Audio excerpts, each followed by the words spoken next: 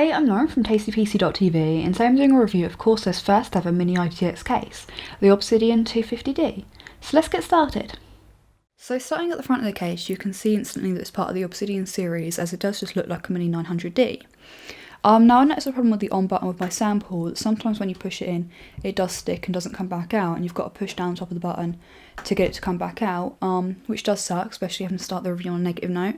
But as always, if I see a flaw, I will mention it. So it's got a reset button here, two USB 3 ports, headphone, microphone jack, and a single 5.25 inch optical bay, which I'll talk more about when we're looking inside the case itself.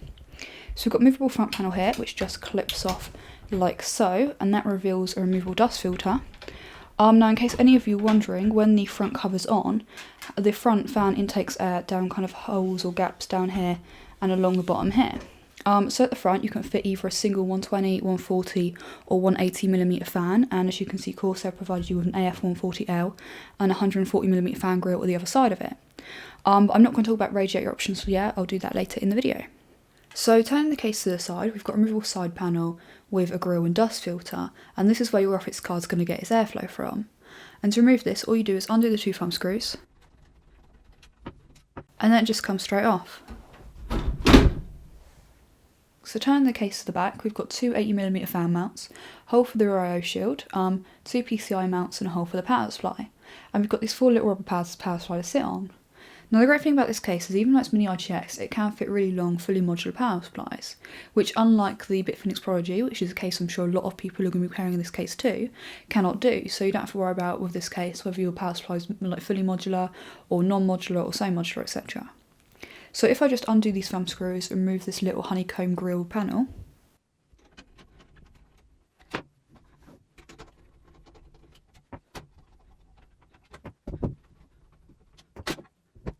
you can see we've got four removable bays. The top two can fit 2.5 inch solid state drives, and the bottom two can fit either 2.5 inch or 3.5 inch hard drives or solid state drives. And I really do love how Corsair have mounted this. Now I do wish it had been hot swappable, but it looks like despite the case's size, even when it's fully built, it does look like it'd be easy to get your hand in the back to just unplug and plug in your hard drives. And I'll show you that in a sec. So turning the case to this side, we've got another side panel which mirrors the one on the other side. And if I just take that off for you,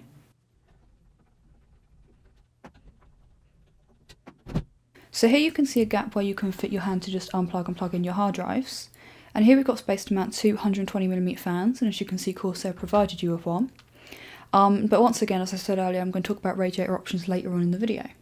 So laying the case down, we've got a rubber pad on each of the feet and there's dust filter for the power supply.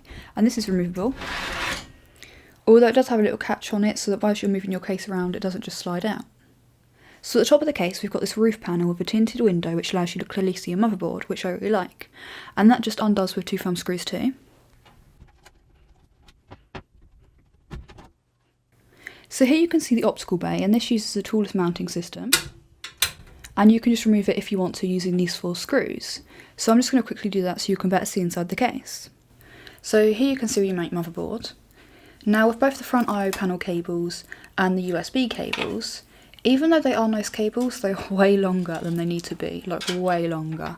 And I don't know whether Corsair have just done it to kind of cover themselves in case they accidentally made cables too short and get complaints, or whether they've just used cables from the other cases, or whether they just haven't thought about it. But either way, it's a pet hate of mine, it's very annoying. But yeah, so what I'm going to do now is build a rig in this, and then once I've done that, I'll talk to you about water cooling options and stuff. So as you can see, I've now built a system inside the 250D, and I used an AX760i for the power supply, which is 160mm long and fully modular.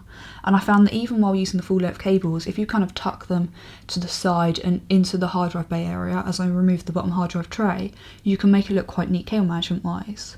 And even though obviously I could have just kind of bundled them all into this area here, I thought it looked tidier like this. But of course I have provided you with quite a few of those like cable tie kind of loops just to help with cable management. I should probably mention that I didn't bother plugging in any of the front I/O panel cables, and I just kind of tucked them all away in the optical drive cover. Okay, so with this case's water cooling capabilities, as you can see, you can fit a 240 rad here, but because where the motherboard starts, you can't fit both a 30mm thick rad and a set standard 25mm fans. If you do want to fit a rad here, you've either got to go for a thinner rad or thinner fans. So as you can see, a H100i, which radiator is only 25mm thick, fits perfectly to the point where I'd say it looks as if the 250D has been designed with fitting a H100i in mind. So I have just seen a blog post on Corsair's Facebook page where they say that a 30mm thick rad and a set of standard 25mm thick fans will fit. So I did try again, and with a lot of force I did manage to get it to fit, but I was hearing all sorts of horrible noises and it's literally touching the motherboard. So I really wouldn't recommend it. I wouldn't be surprised if someone breaks the motherboard trying this, you know, do so at your own risk kind of thing. But with the fan mount at the front, now you do have the fan mounts to supposedly be able to fit either a 120, 140 or 200mm radiator, but unfortunately I don't have either a 140 or a 200mm rad here to test that, and Corsair haven't listed that you can fit a 200mm rad at the front, so I'd assume that you couldn't just to be safe, but I'd probably only fit a 120 rad here anyway. And of course, how thick you can go with it all comes down to kind of how much you've come into this area with things like the power supply cables. So I can see some people being disappointed by kind of the water cooling abilities of this case, but obviously being Mini-ITX, you're always going to lose support for something or other, and I can still kind of imagine some quite cute kind of water cooled builds in here, but I think that this kind of rig here is what this case has been designed for, which is why I chose to go for it rather than bunging in like an air cooler or something. So then with graphics card clearance, I did manage to get a DirectC U2 GTX 780 Ti to fit, which is one of Asus's newly released cards. And that is about 15cm high, because you've got like a protruding heat pipe and the SLI connectors stick out quite far, and I did just manage to get the side panel on with that graphics card, but I wouldn't recommend going any taller than that or any longer either, and Corsair say that you've only got 290mm of space to work with for the length. So moving on to the conclusion, as this is a Mini-ITX case rather than a full tower one, obviously there's less stuff for me to cover, but hopefully I've mentioned everything you wanted to know. So I probably should start by saying that I really do love the Mini-ITX form factor, and I'm glad that Corsair have finally kind of got on board with it. And because, you know, it really does amaze me still that you can get like an i7-4770K, two 760s, an SLI, a little sound card, a 760W fully modular power supply, and an all-in-one cooler with a 240 rad in a case this size. And, you know, I don't think that this is probably actually one of the most powerful rigs that I've built, and I don't think that people nowadays need anything bigger than this, especially if they're going to be moving their case around quite a bit.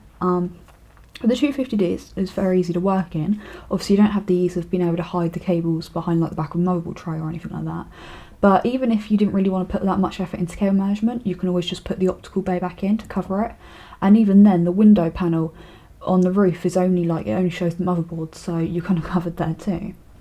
Obviously I did have a problem with the on button on my sample, but I'm going to put that down to either having kind of an early release, as I've had this for about a month now, or it just being kind of a one-off fault, because obviously Corsair wouldn't have got very far if they were selling cases with like on buttons that didn't work all the time, and obviously they have used this on button design with other cases. So before doing this review, I did research the Bitfinex Prodigy for a bit, and obviously I've already done a video featuring the Node 304. And I think the innovation with the 250D is the placement of the hard drives and solid state drives. Like, them being parallel with the power supply like that means you don't have to worry about the power supply length, you don't have to worry about the cables, and, you know, once it's fully built you can still easily get your hand in there to do stuff. And I have to say that I think for this kind of rig, that this is probably my favourite Mini-ITX case on the market at the moment. Obviously if you want to go for water cooling, go for something like the Bitfinex Prodigy. If you want a server, then the Node 304 is better, as you can fit 6 hard drives rather than just 2. But for this kind of your average gaming rig, I do think this is the best Mini-ITX case in the market at the moment. And for that reason I'm going to give it my Tasty award. But that does come with a clause. If you search 250D on button sticking and you just get loads of forum posts of people complaining, then I retract that. This is just, it gets my Tasty award if this is just kind of like a one-off flaw kind of thing. But yeah, so that was my review of the Corsair Obsidian 250D. I'd love to know what you guys think of the case in the comments below.